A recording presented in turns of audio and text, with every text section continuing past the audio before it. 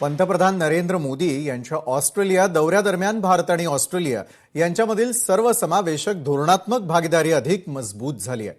Melbourne इथे पार पडलेल्या मेलबर्न मीट्स मोदी या कार्यक्रमात अनिवासी भारतीयांना संबोधित करत असताना पंतप्रधान मोदींनी भारताच्या वाढत्या संरक्षण क्षमतेची ग्वाही दिली आहे.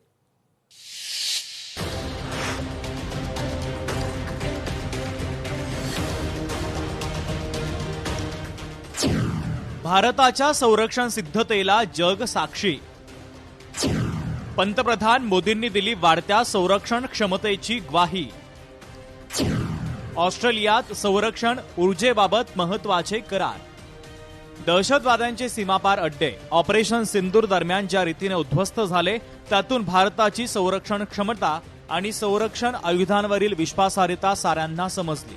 जग याचा साक्षीदार आहे असे उद्गार पंतप्रधान नरेंद्र मोदींनी गुरुवारी काढले. मोदी यांच्या ऑस्ट्रेलिया दौऱ्याच्या दरम्यान भारत आणि ऑस्ट्रेलिया यांच्यातील सर्वसमावेशक धोरणात्मक भागीदारी अधिक मजबूत झाली आहे. भारत आणि ऑस्ट्रेलियाच्या दरम्यान युरेनियम करारावर सह्या करण्यात आल्या. भारतानं अणुऊर्जेवर एका महत्वाच्या करारावर स्वाक्षरी केली आहे.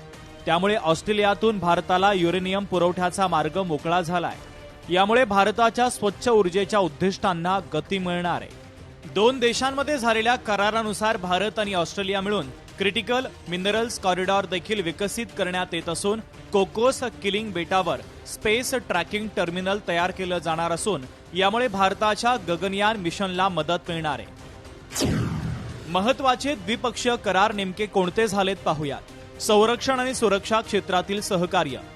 नवनिर्मितीमध्ये संयुक्त परिसंस्था तयार करण्यावर भर. दोन्ही देशांमधील लष्करी समन्वय अधिक दृढ होणार आहे. नैसर्गिक आपत्ती आणि संकट काळातील सहकार्य अधिक मजबूत होणार आहे. सागरी सुरक्षा सहकार्य पथदर्शी आराखडा. भारतासाठी ऊर्जा सुरक्षा अधिक बळकट होणार आहे. द्रव इंधन आणि इतर ऊर्जा उत्पादनांचा पुरवठा करण्यात भारताची महत्वाची भूमिका आहे. ऑस्ट्रेलियाकडनं भारताला युरेनियमचा पुरवठा. भारत ऑस्ट्रेलिया नागरी अणु कराराचं नियोजन. शांतता कायद्याच्या चौकटीमध्ये भारताच्या ऊर्जा सुरक्षेला चालना मिळणार.